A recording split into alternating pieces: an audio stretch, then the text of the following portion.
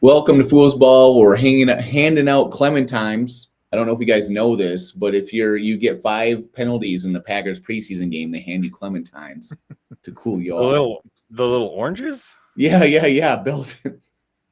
You know the rookie Belton? He had Yeah. like 5 penalties and before it went off on him. And Yeah. apparently the old lineman went over to him and said, like, here, just have some snacks. And they handed him some clementines and they said, just relax, have some Get snacks and come back in the game when you've taken get your them. vitamin C, bro. Get your vitamin C in, Have some bro. clementines and take a breather and then come back in the game. And it You know worked. The what you second need? half, he played great. So Just some clementines will fix you you right just up. have some clementines. Man. Speaking of making a run at it, our first topic of the day, we'll just jump right into it. We're going to jump into Super Bowl sleepers. Do it. Now that you've seen preseason, you've seen what's happening, like who's injured, who's not, what's going on. We're all going to pick a team that's a sleeper pick. This is like a team that you would definitely not think is going to the Super Bowl normally. Like, just obviously, maybe you go to Vegas and put a bet on them because the odds are so crazy. You know what I mean? Like, oh, this is our year. I'm gonna put my money down. Like, it's a long shot, but I have a feeling that just like the Commanders last year nearly made it. They got kind of pretty close and made a huge run kind of out of nowhere. We're all going to pick a team that was a super sleeper pick for the Super Bowl. Let's go to Chief Greengrass first. All right. Who do you think is going to just like sneak up on teams this year and cause a lot of trouble? Well, who's Mike's going crazy? Do you guys hear that? Do you hear that Mike going crazy? Yeah. Yeah? Is that me? That might be you. Nope. I don't think so. Is that me? I think that might be Dave. Oh, man. The world doesn't want to hear my opinion. Pink mic check. Pink mic check. Check it, Dave. Pink mic. Do you see the pink? Yeah. Is my pink good, everybody? Is everyone satisfied with the pink? I think that fixed it. I think it was the pink. Okay, just had to slap the pink. Sounds good. All right. All right. On that note. Now it's a little too far away. All right. So. Story of your life. It's all good. Super Bowl sleeper. The idea of this was last year, the Washington Commanders, they're only picked to have 6.5 wins before the season. You got a rookie quarterback. You got a new coach. You don't expect too much. They made a huge jump. That's kind of what we're looking for here. So even if they're not going to get to the Super Bowl, at least the goal of getting to the championship game. So for me this year, I went my first pick was a team that's right now projected for 6.5 wins. They're in one of the weakest divisions in the NFL, which means it's a Southern division. So for me, I like the Carolina Panthers. Last year, they saw a lot of development in the second half with their quarterback, Bryce Young. They have a solid run game in the offseason before. They were able to get a couple of guards to help solidify everything. And this year in the draft, they went out and I think they got the one missing piece that they needed to help their rookie quarterback. They got Tetairoa McMillan. Everything that I've heard so far, it's just glowing reviews to where he can go up and he can get that ball. He's physical. He can man it off of you. He had fantastic stats last year at University of Arizona and the year before that. And that's really going to help them to escalate the game. The defenses in the division, they're gettable. So this is a situation where they come in a soft division. Dave Canales, I think he's a pretty great offensive-minded head coach. He was the one who helped to resurrect the career of Geno Smith, not the offensive coordinator that the Bears hired last year. Through some analysis. And they also have the fantastic defensive coordinator, Ejiro Evero, which he's a great guy. They just had a lot of injuries on the defense, which is why they had a historically bad defense. A lot of the camp news and a lot of the Super Bowl sleepers that people are asking for is, okay, let's look at the Cincinnati Bengals. They have a dynamic offense. All they need is just a bad defense. Just not a good defense, just not a terrible, terrible defense. Obviously, this offense isn't that dynamic, but I think that if their defense can be middle of the road, I think they have a strong enough run game, and I think they have enough weapons so that way Carolina might be able to surprise everyone and get 12, 13 wins on the strength of that, or lack thereof, for the strength of that division. Thoughts? my first thought is I picked the Panthers first, but you can have them. Yeah, I've been on the Panthers bandwagon for months now because I really like what they're able to do in the draft, and I really like I really like Ajiro Evero. I really do. I think their defense is going to be more middle of the road. They could even be even better than that, but like you're saying, injuries last year, I think the Panthers are going to surprise some people, and being in a somewhat bad division helps a lot to surprise people, right? And yes, the Eagles were amazing last year, but the Giants weren't very good. The Cowboys weren't very good, so the Commanders got a few wins there. So yeah, if we're looking for a team like that, I think the Panthers is a great choice, but it's not my choice actually. So I'll go to me next. Doug, do you have any thoughts though before I go? It's one of those teams that sneaks up on other teams where you don't think they're going to be a challenge, and then they're better than you thought, or they're tougher than you thought. So I think they can have potentially sneak into the playoffs that way, but where people don't really pay attention at the end of the year. I don't know if they can make a run in the playoffs, but it's only not, at the NFC. Yeah, other than the Bears, who's a juggernaut in the NFC. Making the playoffs. They definitely could do it. Derek, let's go to your choice for Super Bowl Super Sleeper. All right, so Super Sleeper for me is actually the Seattle Seahawks because of a couple reasons. I really like their coach. I think he's fantastic. I love the Baltimore system. I love that he's bringing it to their defense. And just looking at their defensive line, Jaron Reed, who used to be a Packer, very good defensive lineman, Byron Murphy out of Texas, who I think is fabulous. I think he's got a few levels to go up before he becomes a Pro Bowl caliber player, but I think he has that in him. Leonard Williams, great player from the Jets, right? Like they got him for a steal. I think he's underrated. DeMarcus Lawrence, they got from the Cowboys. So, I mean, I think DeMarcus Lawrence is a good pass rusher, not a great pass rusher, but when he's got three other really good defensive linemen with him, I think he's going to be effective this year. Ernest Jones, one of the best linebackers in football. He's still fantastic. And then Woolen and Witherspoon on cornerback positions, I think are fantastic. Julian Love's a good safety. And Kobe Bryant is also a good safety. So I think their defense is going to look a lot like the Ravens defense of the past. I think it's going to be very difficult to run against, and they're going to make turnovers and get to you. So I think their defense is potential top 10. I think they're building that culture again. And like I like to talk about, franchises have cultures. I think Seattle's culture should be defense. I think it is defense. I think you use that stadium to your advantage. And I think with their schedule, now everyone's talking about how the Niners have a fourth place schedule. They have an easy schedule. Well, the Seahawks schedule isn't that bad either. If you actually look at it, the Seahawks don't play a lot of the really good teams, right? They don't play the Eagles. They don't play the Chiefs. They don't play the Bills. They don't play the Ravens, right? They got teams like the Commanders on there. Sure, the Buccaneers are on there. Obviously, they play their own division, but they also play the Titans. They also play the Vikings. They also play the Falcons, the Colts, the Panthers. So teams that maybe it could be good, maybe could be bad this year, but they don't play any of the Titans. Do you know what I mean? Their schedule is not bad. So I really think I think the Seahawks are winning that division. I've already called it, but a lot of the bet stuff out there has them at 6, 7, sometimes 8 wins. You got Sam Darnold coming in. Yes, he doesn't have a good offensive line. Yes, he turns into a bit of a mess when he doesn't have an offensive line, but they got a good run game, right? And he's got Cooper Kupp and JSN, two of the most solid, if not very explosive, but solid wide receivers out there, right? And Dave's fantasy hero, Horton, is also on the team. So I really think their offense is going to be good enough to win close games, and that's all you need to do if their defense takes a step. So my pick is the Seattle Seahawks to surprise some people and make a deep playoff run. And yes, I am banking on Sam Darnold, which I can't even believe, but you know what, dude? He played great in San Francisco when he stepped in. He played great last year with the Vikings. I mean, way better than any of us thought. Both of you guys, especially Seattle, makes sense. Seattle last year looked like a team on the rise where you're you kind of might now want to play them in their defense. If you make a few mistakes or turnovers, you might lose to the Seahawks because their defense is pretty good. Right. You add in Sam Darnold and some more offensive weaponry, and now it's becoming a little bit scary to play against them. Oh, they might not be a cakewalk. Yep. And dude, I gotta say, I like the fact that they, traded away, Aaron Rodgers' best friend.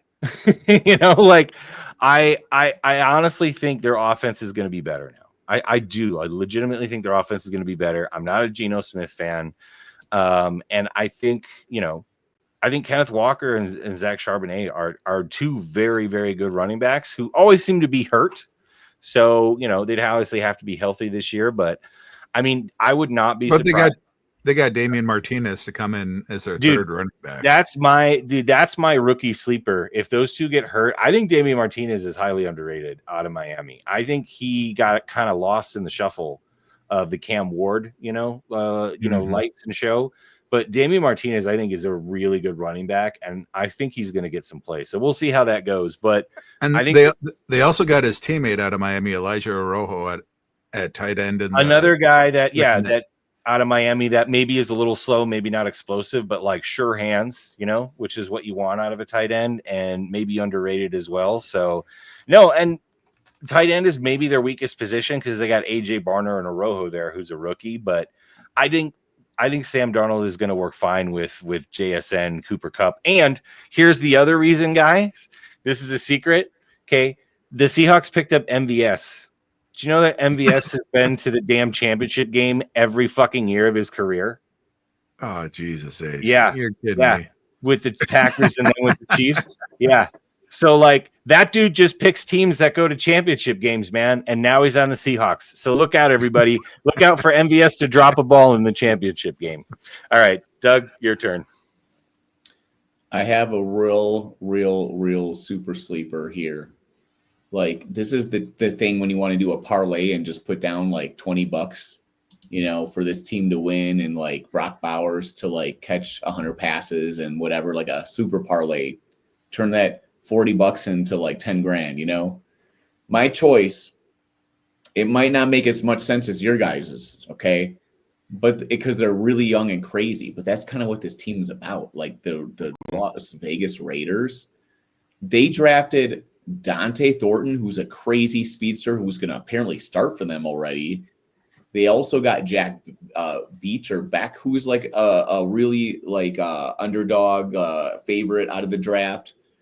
And then, of course, they got like Ashton Genty and to pair with Brock Bowers. And they also got on defense Darian Porter, who's a lot of people's one of their favorite players in the draft, super fast guys. Like if the olden day Raiders from the 80s and 90s are still around, they would be very happy about the speed and athleticism on this team. But I think Brock Bowers is going to be like a Hall of Fame tight end. And so they got somebody just as a go-to guy. I mean, these guys are set up to just cause mayhem, do crazy stuff on defense, have just tons of speed. And Pete Carroll's there now to maybe actually inject some sort of like organization and direction to this team, right? Like he's an overzealous, crazy guy. That his personality might fit this team perfectly. You know what I mean? Remember when he was winning championships at USC with like paying people off, cheating, all his talent. Yeah.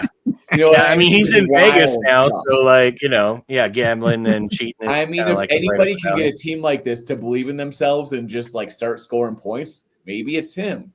Maybe this is where Pete Carroll is meant to be. No, I like that they double tapped offensive tackle in the third round. They did. I was going to mention that too. They got their offensive tackles. This might be a huge, and maybe not this year, but this might be a huge revamp year for them. And, Geno Smith at quarterback might not be their long-term quarterback maybe, but he'll be stable for now. But look do you remember what Pete Carroll did when he went to Seattle, right? They had, what's his name? They paid a ton of money from the Packers they brought over. And then Russell Wilson took his job. And they went to Super Bowls. Yeah, and he got Marshawn Lynch off, where was Marshawn? Like Tennessee or something? Buffalo, that's right. And the Packers didn't want him. Cut him. Yeah, they cut Marshawn Lynch. Marshawn Lynch didn't have a job, and then Pete Carroll called him up from USC, and Marshawn Lynch turned into like, world famous Marshawn Lynch. So, like, dude, Pete Carroll's a very good coach and a very good cheater. And honestly, again, the Raiders had, we thought, the best draft out of any team in the NFL. Yeah. We thought the Raiders had the best draft. So, like, getting Geno in, who I'm not a Geno fan, but Geno is a step above everything they've had for the last couple years, right? I love Gardner Minshew, but sorry, bro. I mean, Jimmy G, don't even get me started. They also have Jeremy Chin on the team, who's really good, and they got Eric Stokes. I like Jeremy Chin. Yeah, I think he's an underrated safety. I like Jeremy Chin. No, dude, the Raiders are set to make a big step. I think a lot of people aren't picking them, Doug, because they're in the hardest division in football. They are. But could you imagine? Easier than the other teams. So I was going to say, so let's say they win the easier games, though. Can you imagine if they go like 4-2 in their division games or something and end up winning that division? People would lose their mind. They would lose their mind because there's people picking the Chargers to go, the Broncos to go, of course, the Chiefs. All those teams are going to beat each other up, and the Raiders are just going to party their ways into the playoffs, baby. Yeah, you know what I'm saying? Like, the Raiders just got are obsessed with the Chiefs. They're so worried about them. No one's paying attention. The Raiders to the have no cares in the world. They're just going to play football.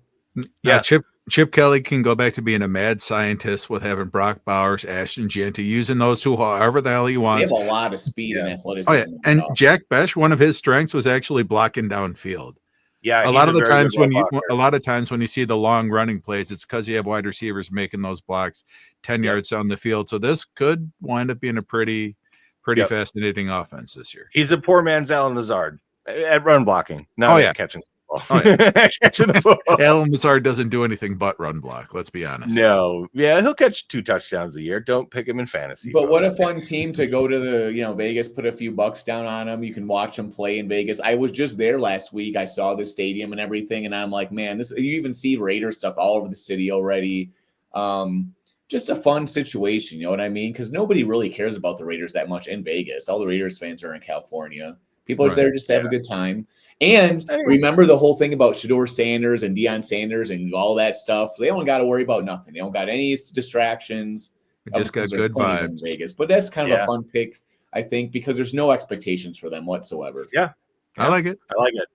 I like all our picks on that one. Those are some good picks. We've done a lot of investigative journalism and reporting on this. Or just feeling it out. Podcast show.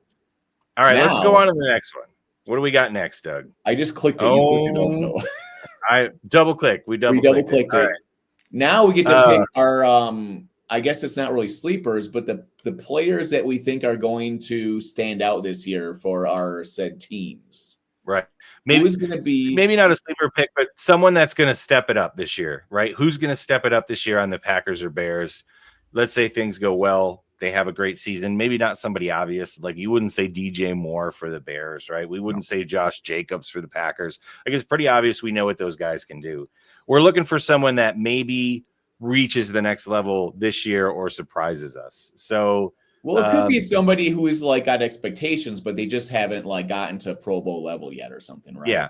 Or they could stand out above those expectations, right? Like maybe they're even better than we thought they were. So Dave, who do you got on the Bears that you think is going to stand out for him this year? He's been the training camp darling, honestly. Every article that you see is all about how Zacchaeus is making more catches. Because he right now, he's in the Amon-Ra St. Brown,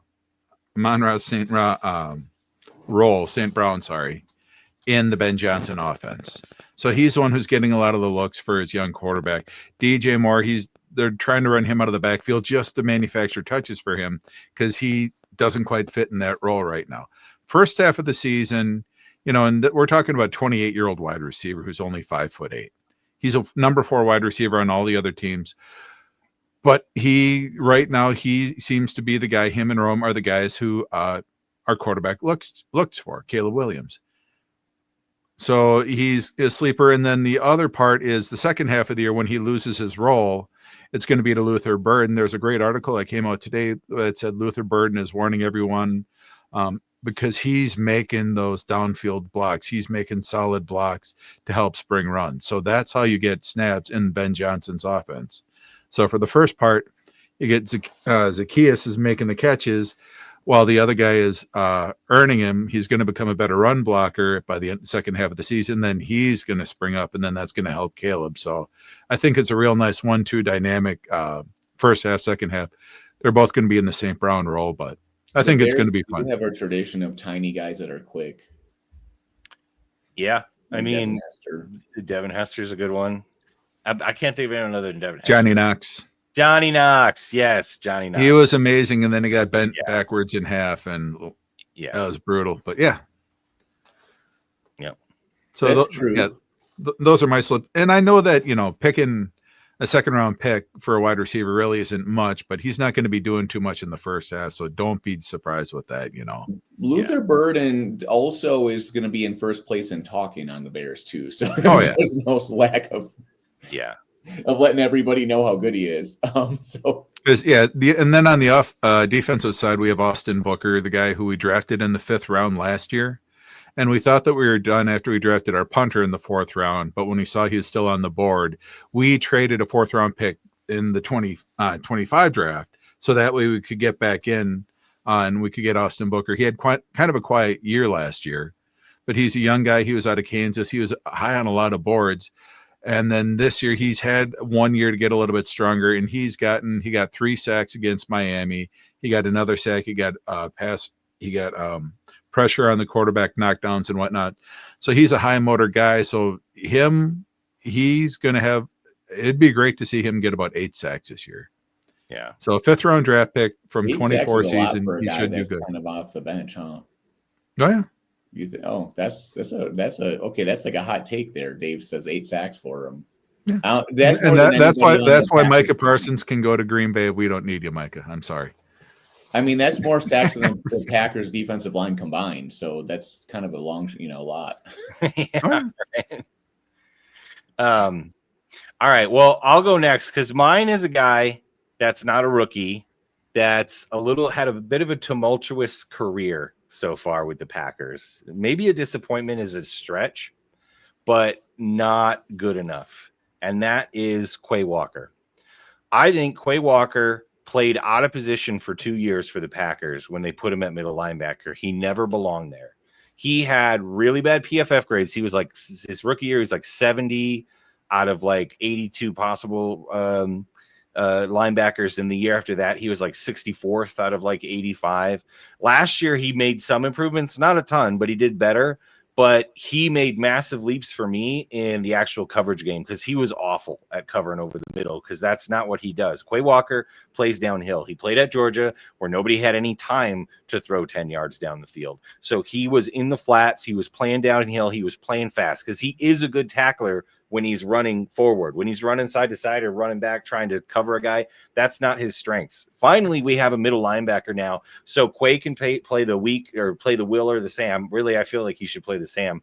But he is so good in the flats at tackling running backs in the open field. Like, he's so good at it. Quarterbacks as well. I think they're going to finally use Quay Walker for what he was meant to do, which is play 5 yards in front of the line of scrimmage and try to tackle people 5 yards behind the line of scrimmage. That's where he is at his best, and he could not do that playing the middle linebacker position. So he finally moves back last year, and he started off terrible. So believe it or not, his PFF grade was worse the first 5 games last year than it was ever before at middle linebacker. But after the first couple games, he had a PFF grade one game of 92.4, which is one of the highest of all season for any linebackers, right? Against San Francisco. He had other games in the 70s. So he's shown when he's in the right positions, he can be a game wrecker. So, and Quay's about to get paid, folks. He either needs to get paid or cut.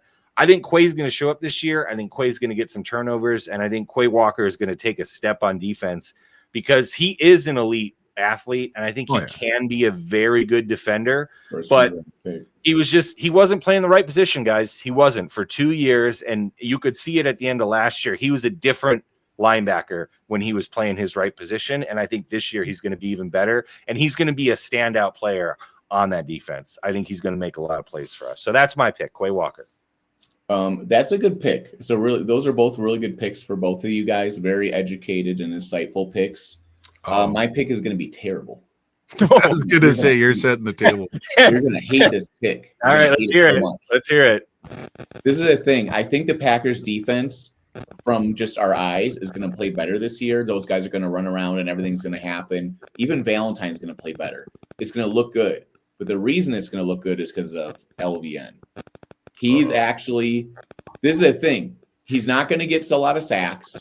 But him and Rashawn Gary have a role where they pick up blockers and they push guys around and they move people around so other people can get sacks because they're big, they're strong, they're fast. If you don't give any attention to LVN or Rashawn Gary, they can get in there and cause trouble. because they're very athletic, right? Like if you don't give any attention to them, LVN has got to the point this preseason where a lot of the reporters are saying LVN is going to definitely have a breakout year because he's just like tearing people apart in camp. Now, my original pick was going to be the guy that they picked out of Texas, Sorrell. Sorrell, I like. Yeah. But he's hurt right now. So there's a thing. I think Sorrell's going to come in and spell LVN at times, and LVN's going to do the hard work of like playing the run and everything. And Sorrell's going to come in and he's going to get the sacks. He's going to get the excitement. He's going to be the one everyone talks about, I think. But LVN is, because we talked about this a lot with like trade talks. We hear the reporters talking about like if they're going to get Parsons or somebody, they're going to have to give somebody like LVN up who's like a potential talent, but he's super cheap. This is the thing. You're paying LVN almost not very much, and he still got him for 3 more years, right? So the thing is, like, the amount you're paying him and how long you have him versus what he's outputting, he doesn't have to give you like Pro Bowl level, all pro play completely. He just has to be good enough so that the rest of the players can play really well, right? Like if Micah Parsons comes in, you know what I mean? They can afford Micah Parsons because LVN's cheap. You know what I mean? And a lot of these players are cheap, right? So as much as I thought LVN was a huge disappointment and don't like him, they are figuring out a way to make this all work somehow. And that's the magic of the Packers defense is, and who knows, maybe LVN will actually start having pass rush moves too, but he is giving offensive tackles trouble with his speed and his power ability. And then I think Sorrell and other people, when they come in and spell him, are going to start getting lots of sacks because he's going to wear them out. So you're going to say LVN is standing out because he's going to be a consistently good presence on the defense? Yeah, he's going to be good, and you might not see a lot of sacks, right? He's not the biggest finisher in the world, but remember when he chased down Justin Fields with his speed that one time, and then everyone's like, well, how the hell is that guy moving so fast? He's going to be able to cause trouble. He's going to be better this year, but not like – he's not going to be good. He's going to be like kind of pretty good, but it's going to allow Sorrell and other people to function around him because the Packers defense is built off of a strong 4-3 front of guys that are big and strong and push you around. Kenny Clark, they just kind of you know what they do? They just slowly collapse towards the pocket, right? Yeah. They're like they have a really good run defense because of that. Yeah, they LVN can play the run. Micah Parsons can't play the run. Trey Hendrickson can't play the run. LVN can play the run. He can do it okay. So I think this year he's going to be the unsung hero that doesn't get the credit, but he's going to allow the defense to function really well. And other guys like Sorrell and the linebackers fly around and be able to make the sacks. So he'll be the opposite of a standout. We won't see him, but he's going to be not good again, but he'll allow other people to be good. Well, he's good. Yeah, he's going to be Vince Wilfork. He'll have 3 tackles all season, but everyone knows that he's the Vince Wilfork of DNs. I feel like he's should show up in overhauls without a shirt. But like you said, Quay Walker and all these guys, Cooper, they want to be able to see and just attack. Oh man! Yeah. All right. I don't dislike it. But well, this is part of the reason the Packers didn't draft like a defensive end edge rusher high. Yeah, right? They got Sorrell later because they're like, we want LVN there to just play the run.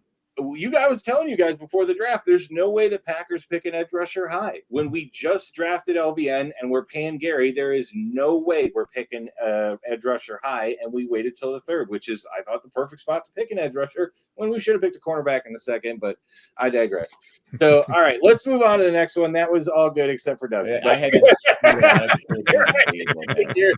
I did hate it. Okay, top 3 fantasy sleepers. Mine's weird. It's super sleepery. So I'm going to start, okay? Mine is Joe Horn on the Carolina Panthers, the Colorado Buffalo, the unsung hero of that offense. If you look at that Colorado offense and you watch those games, yes, Shedeur threw to Hunter a lot, and Hunter is a fantastic wide receiver, but Horn is very, very, very good. He runs all the right routes. He knows where to be. He knows how to adjust to the ball. He's super fast. His dad was an NFL player. Like, he is a very good player, and he's undersized, so he went really late in the draft, right?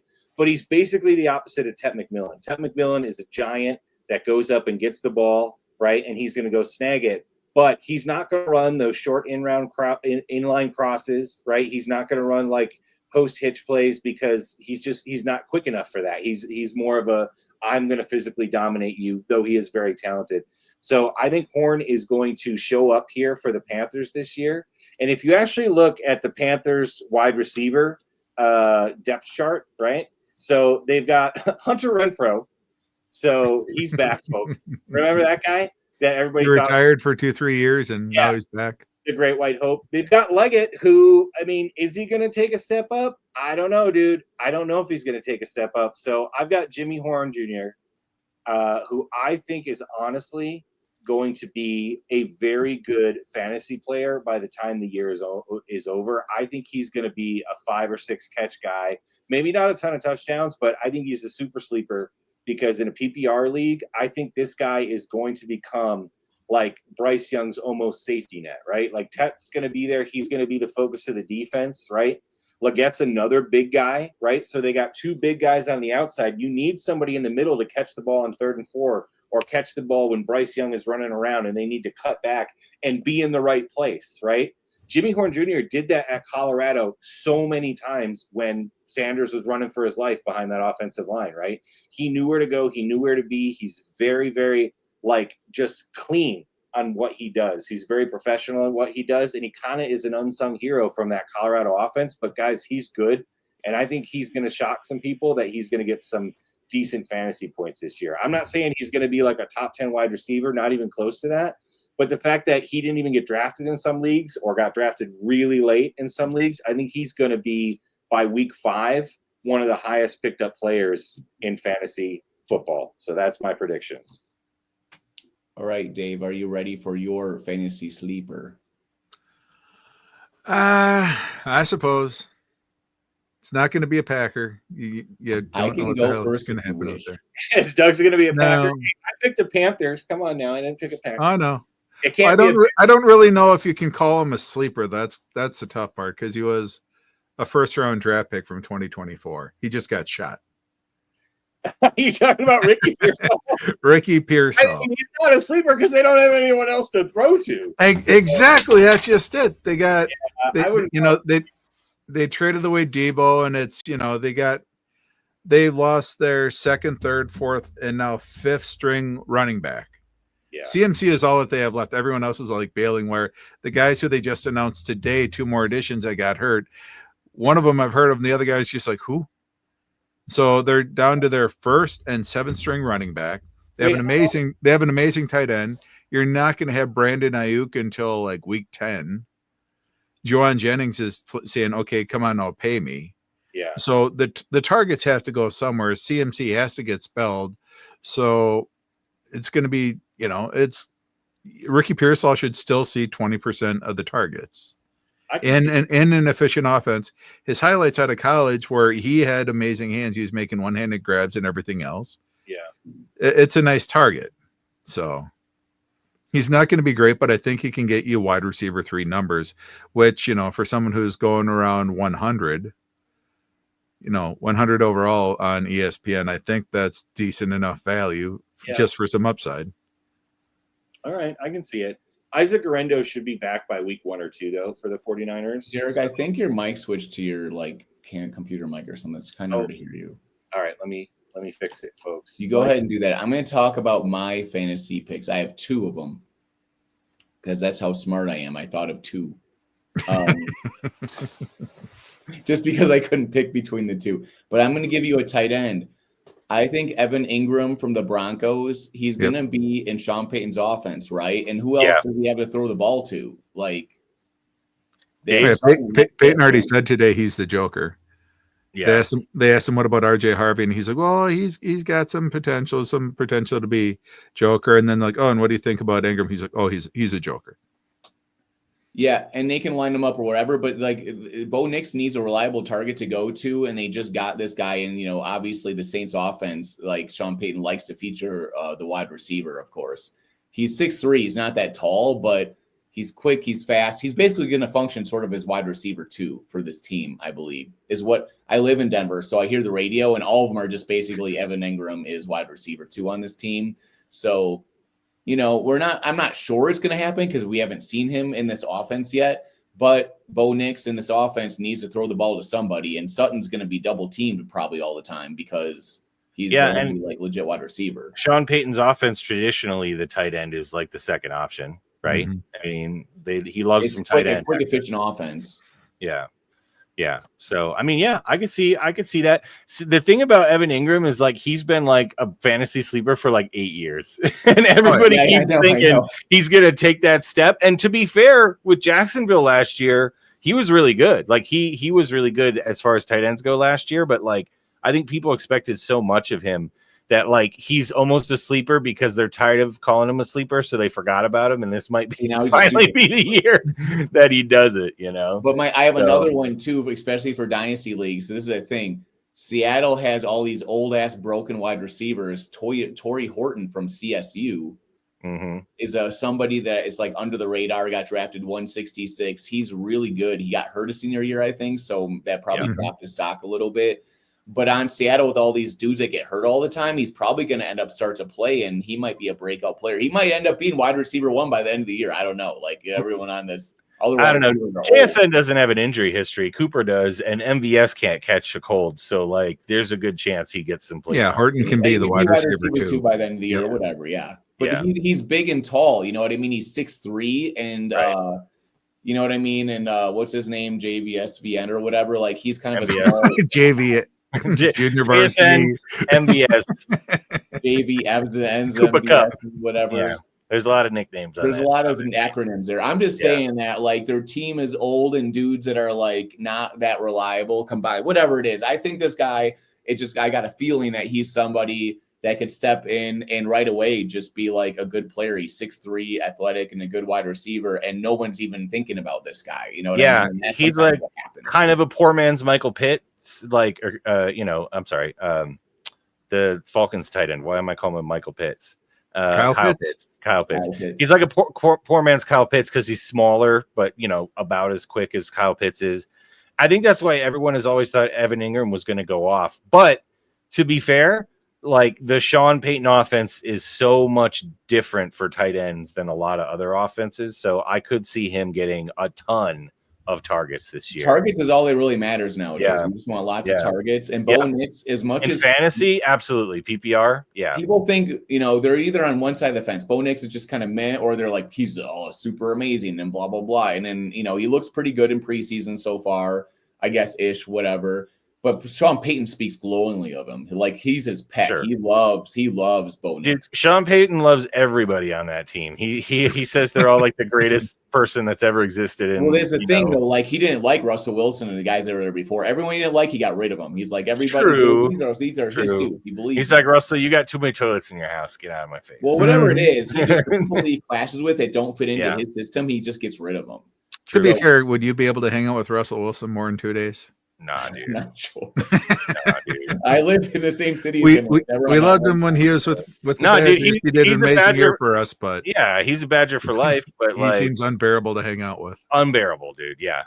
All right, let's move on to some more unbearable news. Are any of these guys going to get traded ever? Is it going to happen? Are they going to trade Micah or Trey? All right, you guys give me your opinion on whether you think either one, both, or neither of these trades will happen. So, Doug, you just went.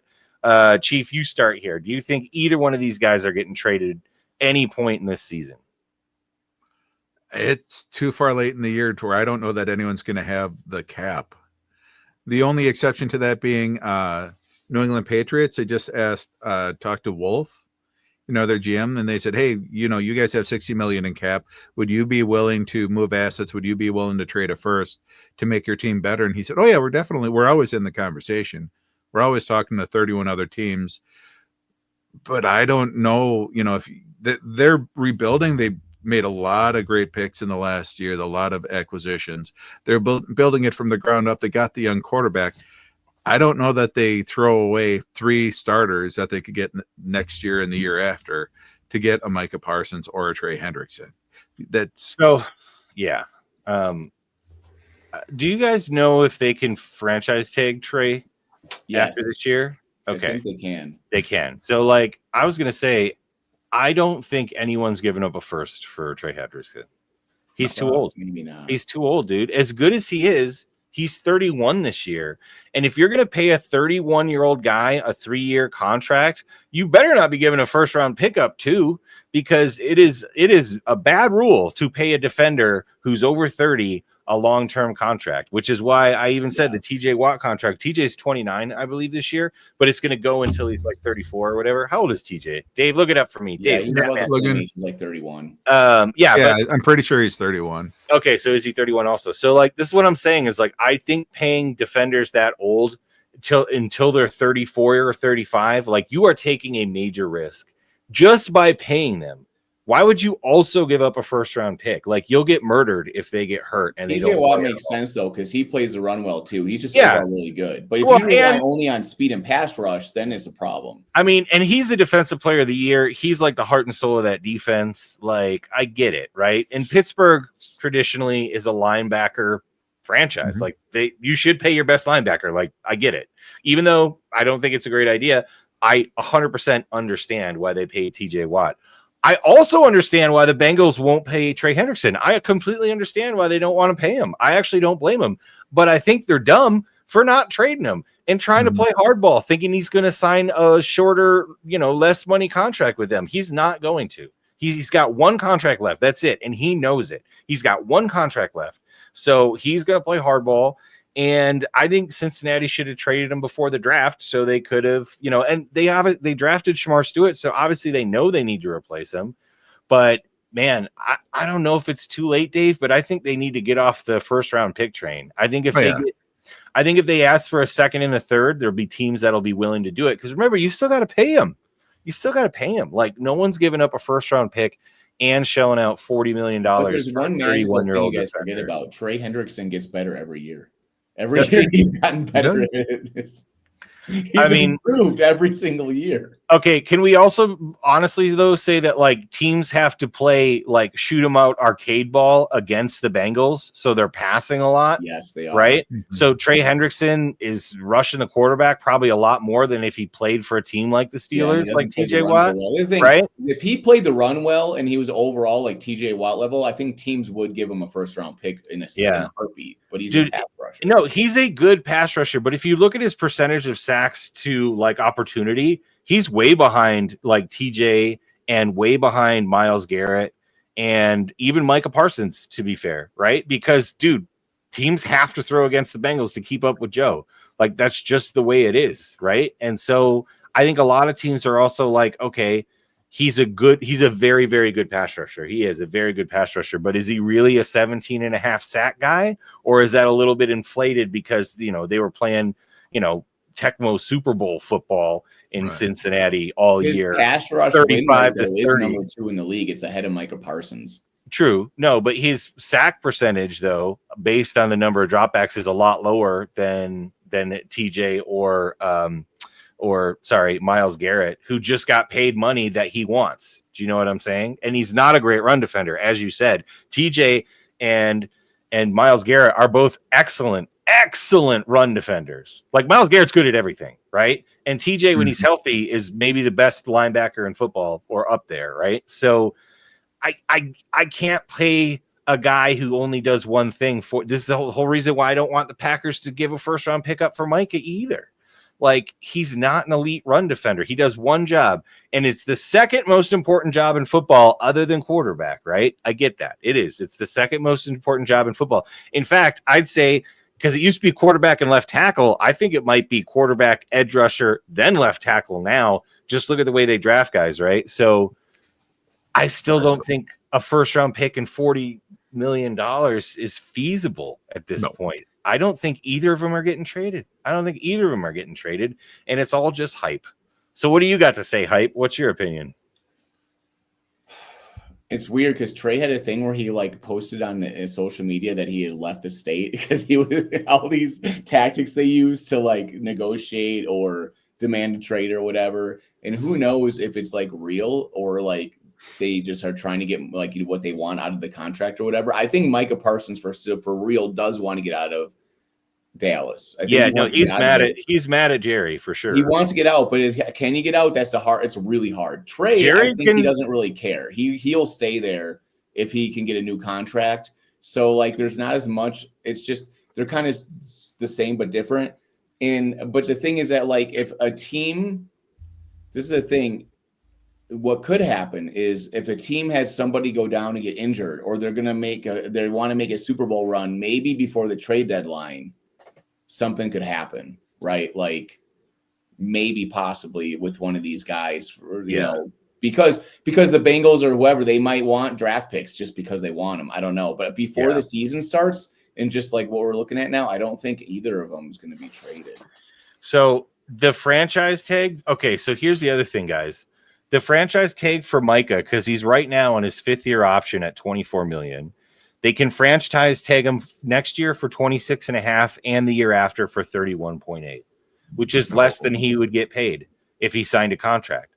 That's why Jerry's not giving in, because Jerry's like, I'll just franchise tag you. I don't care. And I will save money, right? Jerry has all the power, unfortunately, Micah. He has all the power. He can keep you for 3 years, and you will lose money every single year.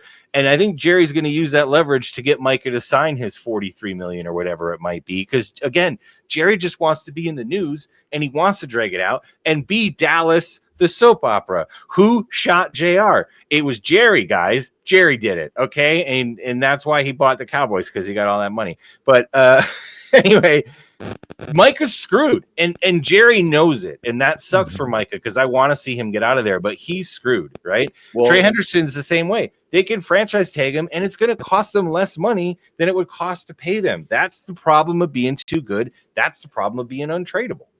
The owners are also really good at collusion, whether it's purposeful or not. Yeah. They know that if they start making big trades and doing bigger stuff, it's trouble, because then it opens the floodgates to more money and bigger contracts and stuff. So I think right now they're seeing these big contracts being signed, and they're all kind of scared. They're like, if we need to like slow down and concentrate more on drafting, get good draft picks in the door. Like they're, you know what I mean? GMs and owners are probably at the point where they're like, dude, we're spending so much money. Like we just need to like chill out. Dude, they're all billionaires. They don't care about the money. It's the guaranteed money, Doug. They don't want to pay guys who aren't playing.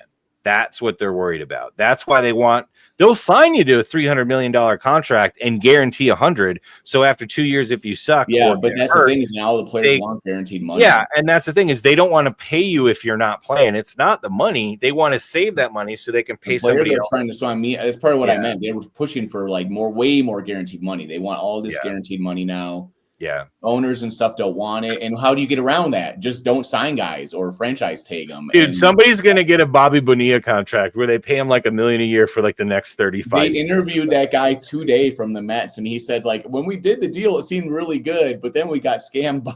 Yeah, dude, Bobby Bonilla is a genius, first of all. But the thing is, the reason that they did that deal was because they were going to take all the chunk of the money, invest it, and then just pay him off of like the dividends. And they would both end up being rich off of it and being like, you know, getting ahead on it. But then the problem is that their investment guy was a scam artist, so they get screwed. So yeah, and they still got to pay Bobby, who gets a check every year. Good, they still got to pay Bobby. So you got like it's already starting in football where they're adding like these, you know, 5th years and they're moving money down. And you know, look at Shohei's contract. Like Shohei isn't making any money until like 8 years into his contract, and then it balloon payments, right? And then he makes a ton of money. Like the NFL is going to find some tricky way to like push money out. But the thing is it's not the actual money. They don't care. They're all freaking billionaires, except for the Bengals owner, who is a cheapskate. Well, I was going to say the Bengals and the Bears, because when you sign those contracts, that guaranteed money, that has to get set aside into a trust fund. Yes, it does. That way you can't spend that. So if all of your money is from your football team, you don't have those liquid assets, which is what is jammed the Bears for years. And that's also the Cardinals' problem. And the Packers actually have like a slush fund, let's call it, that they like of $500 million that they keep aside just to put aside, right? So they can be compliant. Because guys, the Packers, all their money comes from football too. They're just not rich. Yeah, and then they say, okay, we're gonna sell some shares. Who wants some? That's right. And you're welcome. I will buy some more right now. My parents have some shares in their living room. How are your parents smart? What happened to you, Dave? What happened to you, Dave? Other teams should do the same. Why aren't other teams selling stock in the company? Just go sell it. Because the rich owners wouldn't be able to take all the profit. That's the thing, Doug, is like they're going to make profit at the end of the day. The guaranteed money is what scares them, right? That's the only thing. It's not the actual dollar amount. It's the guaranteed money. That's what they're colluding on. And again, when you're so good, you're as good as Micah or Trey, where you want $40 million a year, you want more than what the franchise tag is going to be. They're going to find a way to screw you over because they don't want to pay you to not play. That's their biggest fear, right? And then have you be on the books and on the injury list so they can't pay somebody else as well. Because if it's not guaranteed money, they cut you and then they use that money to sign somebody else. Because I ultimately think they all want to win. And I mean, they already got enough money aside from the Bengals, Bears, and Cardinals, right? For the most part. So, yeah, I don't know, dude. I say there is a less than 1% chance that either of them gets traded. So you know who likes to win? Mike McDaniels. Dude. All right. Let's move into our next and final chapter here, guys, as we're about to reach an hour, is my favorite coach, Mike McDaniels, the one, the only, needs a nickname. I love this guy. He's the best interview in the NFL. I want to hang out with him. And you can see his transition. Look, he comes in, he's all clean cut. Look at Mikey there, back when he was on San Francisco. Nice. Oh, he's wearing a hat there, smoking a vape. And then all of a sudden he joined the Southern Mafia of Miami and got all of a sudden real cool. So listen, I think Mike McDaniels might lose his job this year, guys. The Dolphins roster is awful. The AFC is really tough. And even though I think he's done a good job, I can't see the Dolphins winning 8 games, 6 or 7 maybe. I just don't think they're a good football team right now. And they don't have any assets to go get anybody. They got that terrible Chubb contract. They've got the terrible Tyreek Hill contract. They've just got bad contracts everywhere. The GM pretty much screwed them pretty bad. This roster's not good. So this might be it for Mikey McDaniels as a coach. So I think he needs a nickname so he's never forgotten because he's the best interview ever. So, do you guys have any thoughts before I throw out some nicknames? I have some ideas. What's your ideas, Doug? So, like, especially in the bottom right, he kind of looks like Mike McNasty. You know what I mean? Like, he's kind of like, that's a good one. Mike McNasty. He's kind of funny. He's crazy. You never know what he's going to say. But also Mike McDandy, because he's kind of a dandy. You know what I mean? In the top left. And even though he's kind of cool, he's still kind of like, it's like he's a hedge fund kid that went to Jamaica for a weekend, right? It's almost. Sorry, Mike. I know that's not true, but what do they say? You're a dandy if you do, or something like. Yeah, you're a dandy if you do. You're a dandy if you don't. Or whatever. All right. No, I actually like Mike McDandy. That's actually pretty funny. All right, Chief, do you got any ideas? Michael Squints Palidorus. Oh, Michael Squints Palidorus. I'm sure he's been called that, especially you had to. His whole story about, he was his mom didn't have daycare or whatnot, so she let him hang out at the Denver Broncos practice facility. Yeah. So he just watched practice all the time as a little kid. So that's, instead of going hang out at the pool and hitting on Wendy Peppercorn, he went to the football stadium and said, but he seems to have the personality. He's a smart guy. He's a sharp guy. He's a guy that you want to hang out with. So, yeah, he's totally screams Squints to me. The great Bambino. He does look like Squints. All right. Great suggestions. But this one came to me yesterday, and I was just like, I'm calling him that from now on. So if you guys ever watch this show, all 5 of you, anyone who watches it, his name's Mikey Flavors, okay? His name's Mikey Flavors. He wears a tracksuit at home.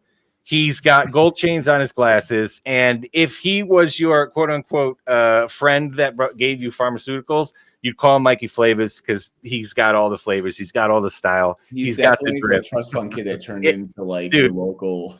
Yeah. Dude, I love Mike McDaniels so much. He is so hilarious. So I hope you keep your job, Mike, or I hope you go somewhere better than Miami because they're a bit of a mess right now. But Mikey Flavors, best of luck this year. Thank you for all the entertainment. And he's the man. Best of luck. All right, guys, that's all I got for my Mike McDaniel, not Mike McDaniels, guys, Mike McDaniel tribute. Hopefully this isn't his last year as a head coach. Yes, and thanks, Mike McDaniels, for all the memories. We're already putting you in the grave. I'm not putting him in the grave. I'm just saying I don't want it to happen, but I'm prepared for the worst. His GM is kind of... Yeah. He bought a shovel. The next time I go down to Miami for a conference, I'm just going to go into a club and he's just going to be hanging out with the beer. It's going to be Mikey Flavors. He's just Mikey Flavors. Cuban cigar. And he'd be like, just chilling. "Yeah, what's the matter with you? What's the matter with you, Mikey Flavors? You know, Mikey whatever. Flavors. I used to be a coach, whatever. I mean, he'll definitely get an OC job somewhere. He's a very talented OC, but OCs don't get interviewed that much. So, like, you know, I want to be a head coach. That's all I'm saying. I just want to see the interviews. Yeah. One final note. We are in a fantasy football league, the Tom Grossi League on CBS Fantasy Football. And the league's full of a bunch of Grossi Posse members. Someone just drafted Josh Allen with the 14th pick in the league. Yeah. All right. I'm going to call him out right now. The Bryce is Right is the name of their team. Should have taken Bryce there. I mean, he's not going to be there when you pick again, buddy. Oh, boy. I mean, hey, he loves Josh Allen. Maybe Josh Allen runs for 40 touchdowns this year. Now, this is a 12-team single quarterback, no kicker, one flex league. So you get one shot at quarterback, 2 running backs, 2 wide receivers. And it was not an auto draft. It tells me whether it's an auto draft or not. Right. And it is 6 point per passing touchdown PPR. Right. That's right. With all the rushing yards, I get it, but like, I don't know, man. Lamar Jackson's there also if anybody needs him. Who did they take? Who did they take in the first round? We picked Jamar Chase. No, who did they? Doug Hype has Jamar Chase. He's waiting to pick again. The Bryce is right. Pissed Josh Jacobs because they are at the turn of the snake. So they got. They're not going to have any wide receivers in a PPR league. Yeah. Interesting. Yeah. I mean, hey, gotta love the Josh Jacobs pick. I wouldn't pick that team. Hey, get Jimmy Horn in round 14. There you go. Yeah, just get Jimmy Horn. Oh man. Well, you've got like what 4 days before your pick, Doug, because it's like a 3 hour. 13 hours that the person has to pick the next pick. 13 hours? Yeah, because that overnight they add on. Yeah. I get it. But it's because there's some people that are in different time zones and like military overseas and stuff. I get it. No, I'm telling you, you went Chase in the first, and now you go after the running back and T. Higgins in the second and the third. You're going all Bengals. There's no reason for anyone to take Burrows. Just go T. Higgins. Go T. Higgins, Joe Burrow. Just do the wide receiver quarterback stack. Just do all Bengals, and then get their tight end, and then trade for the running back. Get their backup running back. Yeah, dude, get all Bengals. You'll definitely. It's going to be the greatest fantasy team ever assembled, and it's all Bengals. That's the way to do it, man. They're never going to stop scoring. Even when you're sleeping at night, the Bengals are scoring, baby. They are. Yeah. 4-4 in games where they scored 30 points last year. And even their third string receiver or fourth string receiver made a crazy touchdown catch this weekend. So, you know, they're just breeding wide receivers over there. But shout out to Tom Grossi. We're in the league. It benefits St. Jude's. Me and Dave both donated money. Dave's money didn't work correctly. So now we're all just sharing one team. Mine went back.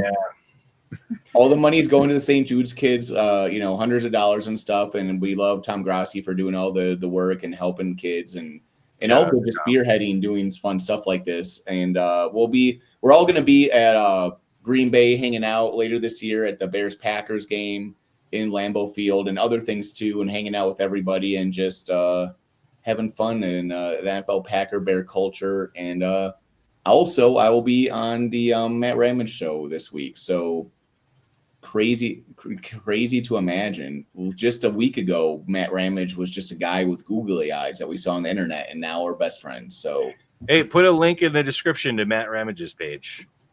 We will. We'll put a description. Hey, there's a link in the description. We've never got to say that yet, guys. There's a link in the description.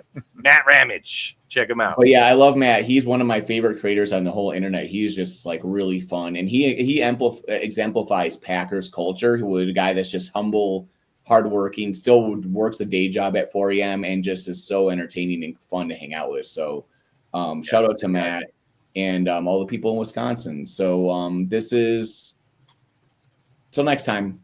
Bye. Bye.